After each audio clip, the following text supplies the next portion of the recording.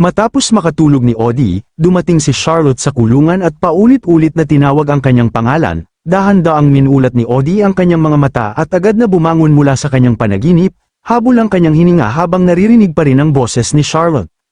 Napalingon siya sa kanila na may pagtataka at nagtanong kung paano sila nakapasok sa lugar na ito. Ipinaliwanag naman ni Russell na matapos ang walang tigil nilang paghahanap sa loob ng isang oras, sa wakas ay natagpuan din nila siya.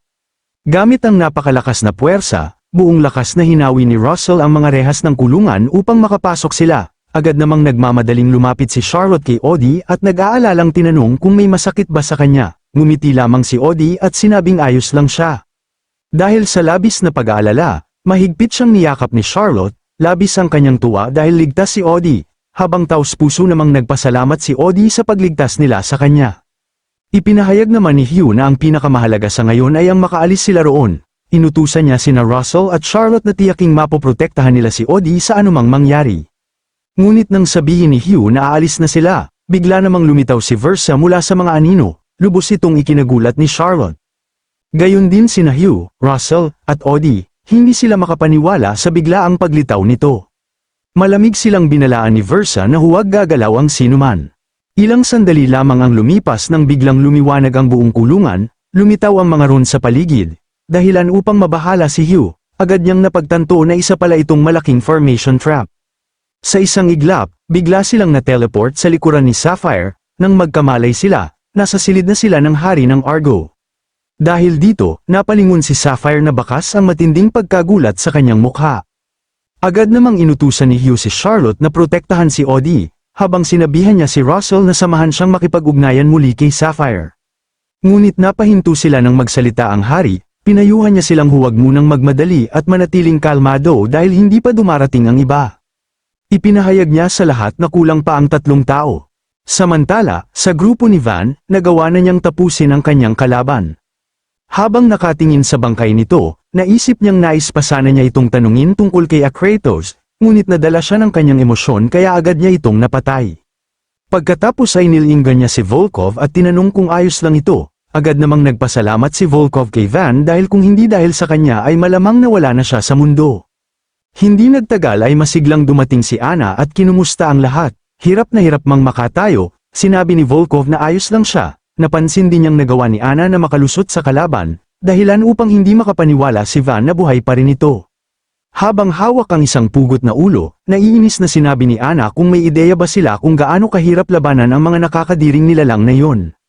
Pabiro naman siyang sinabihan ni Van na wala namang nagbago sa kanyang itsura ngunit napakarami pa rin niyang reklamo. Nang marinig yon, namula sa inis si Anna at galit na tiningnan si Van.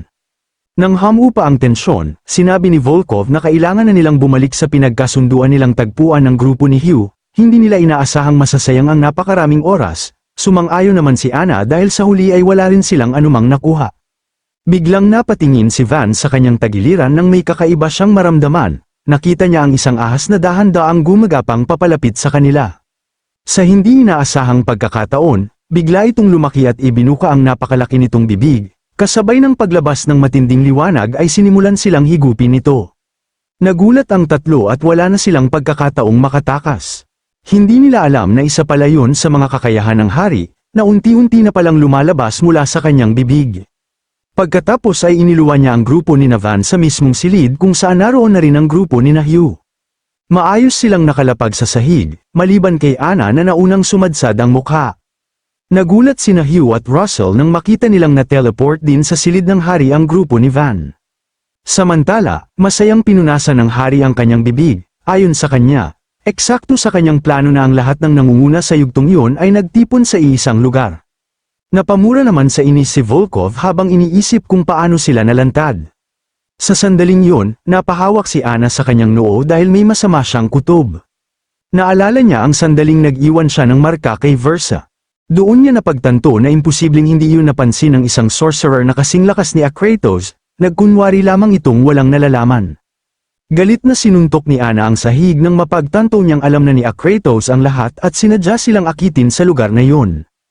Humanga naman ang hari sa mga sorcerer ng kaharian ng Awana, hindi niya inakalang kusa silang mahuhulog sa kanyang bitag, kaya para sa kanya ay tunay na kahanga-hanga at kapuri-puri ang kanilang diwa. Idineklara ng hari na ang kailangan lamang niya ngayon ay sina Leo Sapphire, ang iba sa kanila ay maaari nang mamatay sa lugar na iyon. Tumingin siya sa hari at mariing sinabi na malinaw ang naging pangako nito na ligtas niyang maibabalik si Odi sa kaharian ng Awana. Sandaling natahimik ang hari bago ito sumang-ayon at sinabing ipapadala na niya si Odi pabalik. Nakiusap naman si Versa na maipadala muna si Odi bago nila simulan ang labanan, ngunit natawa lamang ang hari at tinanong kung bakit ito nagkaroon ng lakas ng loob na utusan siya. Sinabi pa niyang kailangan pa ba niyang patayin muli ang mga katribo nito sa kanyang harapan bago ito matauhan. Malamig siyang tiningnan ni Versa at ipinaalala ang kanyang pangakong ibabalik niya nang ligtas ang kanyang anak. Dahil dito ay nagalit ang hari, sinigawan niya si Versa at sinabing wala itong ginawa kundi ang mag-espiya. Kasabay nito ay nagpakawala siya ng napakaraming ahas mula sa kanyang kamay na agad pumulupot sa katawan ni Versa, dahilan upang hindi na ito makagalaw.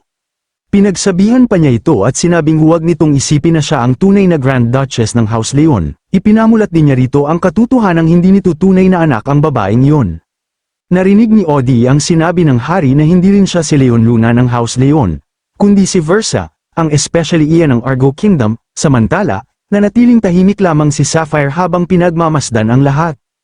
Sa kabila ng lahat, patuloy pa ring nakiusap si Versa na palabasin si Odi gaya ng kanyang ipinangako. Ngunit pinagtawanan lamang siya ng hari dahil ipinagpipilitan pa rin niya ang kanyang sarili hanggang sa huli. Maya-maya ay may isang tinig na biglang nagsalita at nagtanong kung talagang naging malapit na ba ang kanyang loob dito. Dumating si Kratos habang naglalabas ng napakalakas na aura at ipinaalam sa hari na naroon na siya. Nabahala sina Volkov at Russell nang maramdaman nila ang hindi kapani-paniwalang dami ng mana. Samantala, sina Charlotte at Hugh ay halos hindi makahinga at hirap na hirap tumayo dahil sa matinding pressure na inilalabas ni Kratos. Nang makita ni Van si Kratos, agad siyang sumabog sa galit, matagal na niyang hinihintay ang pagkakataong yun. Samantala, natuwa naman si Kratos at sinabing napakainam pagmasdan ang ganoon kalaking pagtitipon ng mga tao. Pinagsabihan niya si Versa na si Kyrian ang kanyang nakatataas, kaya dapat ay marunong itong gumalang at huwag siyang patuloy na suwayin. Malamig namang sumagot si Versa na naglilingkod lamang siya sa kanyang pinuno at hindi kay Haring Kyrian. Natawa si Kratos nang marinig yun at sinabing wala namang mali sa kanyang sinabi. Sa matalim nitong titig, sinabi niyang kapag patuloy itong kikilos ng ganoon ay para na rin siyang ginagawang tanga. Tinanong pa niya kung talagang napalapit na ang loob nito kay Odi. Napaluhod si Versa at taos-pusong humingi ng paumanhin sa nangyayari. Sinabi naman ni Kratos na yun ang unang pagkakataong naging matigas ang ulo nito sa isang bagay, kaya pagbibigyan na niya ito at papayagan niyang makatakas si Odi. Nang marinig yun, hindi makapaniwala si Versa kung totoo nga ba ang kanyang narinig, maging ang hari ay nagulat din. Bumaba si Kratos at sinabing sapat na ang lahat ng pagsisikap ni Versa, inutusan niya itong magmadaling umalis, kaya agad namang nagpasalamat si Versa sa kanyang Panginoon. Tumayo si Versa at tumalikod upang umalis, ngunit sa ngiting ipinakita ni Kratos ay tila may masama itong balak. Lumapit si Versa kay Odi at naisip niyang marahil yun na ang huling pagkakataong makikita niya ito. Alam niyang habang buhay siyang hindi mapapatawad nito. Inunat niya ang kanyang kamay at malungkot na sinabi sa sarili na sana, kahit sa pamamagitan lamang ng isang himala, ay mapatawad siya kahit kaunti. Ngunit nang malapit na siya kay Odi, bigla na lamang sumabog ang dugo sa hangin. Nabigla siya sa hindi inaasahang pangyayari dahil inatake siya mismo ng kanyang Panginoong si Kratos. Napaubo siya sa matinding sakit habang ang matutulis na galami ni Kratos ay tumagos sa kanyang katawan at nagpalipad ng dugo sa paligid. Napalingon si Versa na puno ng pagtataka at nagtanong kung bakit niya ginawa iyon. Tinak pa naman ni Kratos ang kanyang bibig habang humahalakak. Sinabi niyang isa lamang laruan si Versa at bakit nito inisip na tatuparin niya ang kanyang pangako. Patuloy siyang tumawa at inaming pawang kasinungalingan lamang ang lahat ng kanyang sinabi. Tinawag pa niyang isang tanga si Versa dahil naniwala ito. Ngunit sa mismong sandaling yon, isang napakabilis na pag-atake ang kumawala. Dalawang kamao ang sabay na tumama sa mukha ni Kratos at nagpahapay nito. Sabay na sumugod sina Van at Sapphire upang salakayin si Kratos. Sa matinding galit ni Van, mariin niyang sinabi, talagang mamamatay siya rito ngayong araw na ito. Ngunit walang epekto ang pag-atake ng dalawa, kalmado lamang silang pinagsabihan ni Kratos kung kaya ba nila siyang patayin ngayon at kung paano nila eksaktong gagawin yon. Dahil dito, agad na napatalon palayo ang dalawa, habang nangyayari yon, napaisip naman si Sapphire, dahil lamang sa kanyang balak na pumatay ay agad siyang napaatras. Naputol ang kanyang iniisip nang bigla na lamang naglabas ng matinding mana si Versa.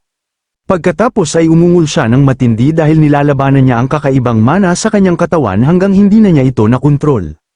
Habang nangyayari yun, napatanong si Haring Kyrian kay Kratos kung nag-inject ba siya ng artificial mana kay Versa. Tumawa naman si Kratos at sumang-ayon, aniya, siniksik niya ang artificial mana sa kanya lampas sa limitasyon nito. Ipinaliwanag niya na dapat ay kaya niyang gamitin kahit man lamang ang kapangyarihang nasa ikapitong banal na antas ng ranggo sa loob ng halos 1 oras, ang hula niya kung hindi niya magagawa yon, kusa na lamang sasabog ang kanyang katawan at mamamatay siya. Nang makita ito ni Odi ay lubos siyang nabahala habang binabanggit niya ang kanyang ina. Ipinahayag ni Kratos na ito ang kanyang parusa at pangwakas na utos kay Versa, ang patayin si Leon Odi gamit ang sarili niyang mga kamay. Dahil sa utos na yon, mabilis na umatake si Versa patungo sa kinalalagyan ni Odi. Mabilis namang kumilos si Hugh at nag-utos na harangan ito at huwag hayaan na makalapit kay Odi, agad naman silang kumilos. Ngunit agad itong sinalubong ni Sapphire at malakas na binangga sa kanyang katawan upang mapatilapon ito palayo, inutusan pa niya itong labanan ang kapangyarihang iyon. Sa tindi ng impact ay bumangga ito sa ibabaw ng gusali ng silid. Nagmamadali namang sinabi ni Hugh na nasa kamay na nila si Odi, kailangan na lamang nilang bilisan at umalis na roon. Tumugon naman si Leo Sapphire na pipigilan muna niya ang mga ito, kaya dalhin na nila si Odi at mauna nang umalis. Sumugod naman ang hari gamit ang kanyang kapangyarihan na ahas. Nagpakawala siya ng maraming ahas mula sa kanyang kamay patungo kay Sapphire, agad siyang ginapos ng mga ahas at ibinangga sa pader. Nang makita ito ay kinabahala nina Volkov at Hugh ang nangyari sa kanilang Panginoon habang sinasabi ni Haring Kyrian na hindi niya papayagang makatakas ang kanyang test subject. Ang pag-ataking yun ay nagdulot ng matinding pagsabog at tumagos palabas ng kaharian. Habang nahuhulog sila pababa ay nagpupumiglas naman si Sapphire upang makawala sa pagkakatali ng mga ahas sa kanya. Sinabi naman ng hari na dapat silang dalawa lamang sa isang lugar na maglalaban. Napasigaw si Hugh sa pagkabahala habang sinabi ni Volkov na kailangan niyang sundan ang kanilang Panginoon. Ngunit nabahala rin si Hugh sa mga bagay na nangyayari dito. Matatag namang sinabi ni Volkov na siya na ang bahala rito at maaari siyang magtiwala sa kanya. Agad naman itong naunawaan ni Hugh at iniwan si Odi sa kanyang mga kamay, kasabay nito ay tumalo na siya pababa upang sundan si Sapphire. Sa kabilang dako, biglang gumalaw ang mga guho at bigla na lamang lumabas ang dalawang kamay. Mula roon ay lumabas si Versa at sumugod ng napakabilis patungo sa kinalalagyan ni Odi. Agad naman siyang sinalubong nina Charlotte at Russell, habang nangyayari yun, nagbabala si Volkov kay Odi na humawak ng mabuti. Dahil sa matinding pag-atake, mula sa loob ay makikita ang isang unti-unting nawawasak na pader sa labas. Hanggang sa sumabog ito at nagkaroon ng malaking butas sa pader habang napalipad ang 4 palabas ng kastilyo. Sabay-sabay silang bumabagsak pababa kasama ng maliliit na pira-pirasong bato. Matapos ang matinding kaguluhan, napansin ni Kratos na silang dalawa na lamang ang natitira ngayon. Tahimik namang nagmamasid sa kanya si Van kasama si Anna. Mayabang niyang sinabi na wala siyang pakialam sa kanila. Dumating lamang siya roon upang kunin ang progress report tungkol sa artificial mana development mula kay Kyrian at bawiin si Versa, na isa lamang niyang maliit na laruan. Ngunit dahil nakita na nila ang isang mapanganib na bagay na hindi nila dapat nakita, kailangan niyang patayin ang bawat isa sa kanila, at yun ang kanyang gagawin ngayon. Nang marinig yun ni Anna ay napaisip siya kung ano ba ang bagay na hindi nila dapat nakita. Biglang pumasok sa kanyang alaala ang kakaibang bagay na nakita nila noon sa loob ng silid. Nagtaka naman si Kratos nang bigla na lamang ngumiti si Van, napaisip siya kung nag-e-enjoy ba talaga ang baliw na ito sa nangyayari. Samantala, iniisip naman ni Van ang nangyari sa loob ng 1000 taon na siya ay nakakulong sa ibang dimensyon. Matagal na niyang hinihintay ang sandaling ito, napakatagal niyang tiniis ang pagdurusa sa buong proseso at sa wakas ay dumating na ang sandaling kanyang hinihintay. Dahan-dahan siyang lumingon at sumili ang ngiti sa kanyang mukha, binanggit niyang tunay siyang masaya at hindi niya mapigilan ang mapangiti. Nagulat naman si Anna habang pinagmamasdan siya, napatanong siya sa sarili kung ano bang problema ng taong ito. Pagkatapos ay bigla na lamang sinabi ni Van kay Kratos na marami sana siyang gustong itanong sa kanya. Matatag niyang itinuro si Kratos at sinabi na ang una niyang gagawin ay sisimulan niya sa pamamagitan ng pagputol sa kaliwang braso nito. Nang marinig yun ay malakas na tumawa si Kratos, tinanong niya kung saan ito kumuha ng lakas ng loob upang kalabanin siya at kung sa tingin ba nito ay kaya siyang talunin ng isang hamak na 7th divine rank na basura. Matapos sabihin yun ay nagpakawala siya ng matinding mana sa paligid, sa sobrang lakas nito ay yumanig ang buong kastilyo. Dahil sa matinding presyon, hindi na sila makagalaw sa simpleng pagpapakawala lamang ng kanyang mana. Hindi maiwasan ni Ana na makaramdam ng isang napakakapangilabot na presensya. Habang ginagawa yun ay pinagsabihan niya si Van na para lamang itong nakatitig sa isang bundok na kailanman ay hindi niya maakyat. Idinagdag pa niya na yun ay walang ingat na pagyayabang at maling akala. Tanggapin na lamang niya ang kanyang kamatayan dahil kung gagawin niya yun, kahit papaano ay tatapusin niya ito ng mabilis at walang espesyal na pagpapahirap. Bigla na lamang inunat ni Van ang kanyang dalawang kamay at inaming tama siya. Sa kanyang kasalukuyang selyadong estado ay hindi niya ito matatalo. Ngunit iginiit niya na habang nasa selyadong estado siya ay wala talaga siyang magagawa, kasabay nito ay tinawag niya ang kanyang Azura. Ilang sandali lamang ay lumabas ang isang halimaw na may mahabang sungay, nakatali ng kadena sa kanyang kanang kamay at napapalibutan ng mga talisman.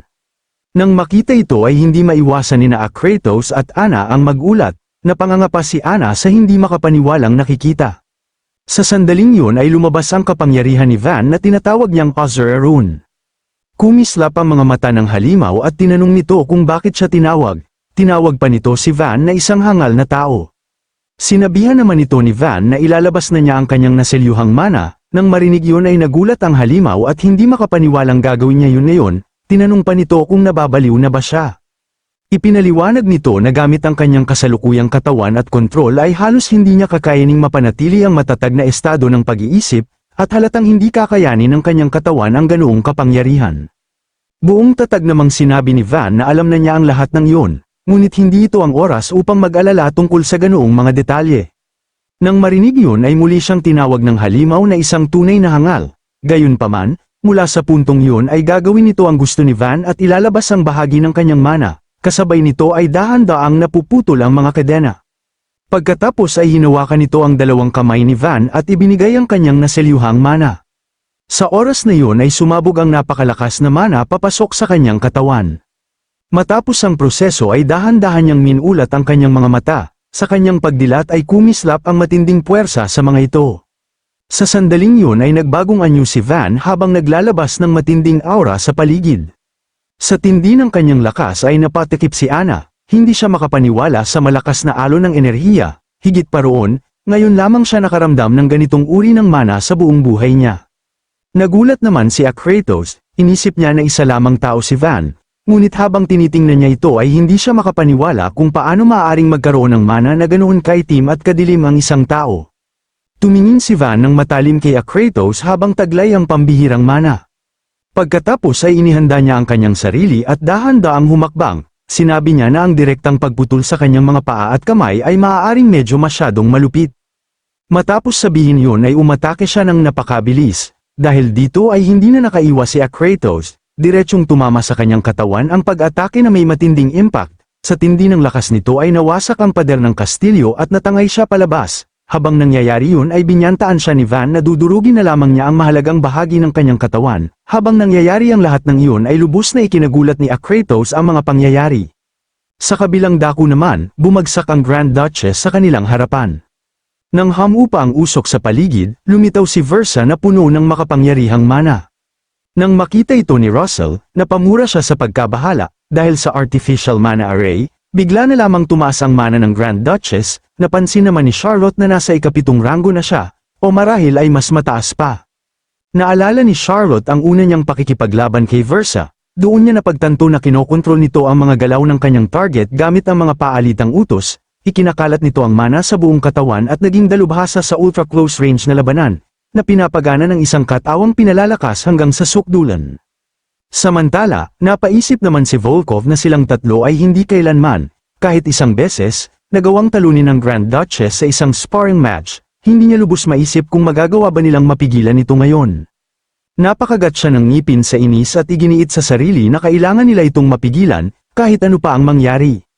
Kaya agad niyang sinabihan ang kanyang mga kasamahan kung natatandaan pa ba nila ang kanilang mga sparring laban sa Grand Duchess, kung saan minsan ay hindi sila nagawang manalo rito. Dahil dito, naghanda si Volkov, hinubad niya ang baluting nakabalot sa kanyang katawan habang binabanggit na sa ngayon ay nawala na ito ng katinoan, na nangangahulugang ito ang pinakamainam na sitwasyon para sa isang labanan ng pag-ubusan ng lakas. Pinaikot niya ang kanyang sandatang may mahabang kadena. Sa pagkakataong ito, naniniwala siyang sa wakas ay makakatama na rin sila rito. Ginamit niya ang kanyang kakayahang Rune of Foresight, na nagpapataas ng kanyang intuisyon at nagbibigay sa kanya ng kakayahang maunawaan ang mga pangyayaring paparating. Upang protektahan si Audie, mahigpit niyang hinawakan ang kanyang sandatang may karit at inihanda ang sarili para sa paparating na laban. Agad namang sumang-ayon ang dalawa sa plano ni Volkov at naghanda silang lumusab. Kasabay nito, sabay-sabay silang umatake at nagpakawala ng sunod-sunod na mabilis na galaw upang mabigla ang kanilang kalaban, ngunit sa kabila ng kanilang bilis, nagawa pa ring harangan ng Grand Duchess ang bawat isa sa kanilang mga pag-atake.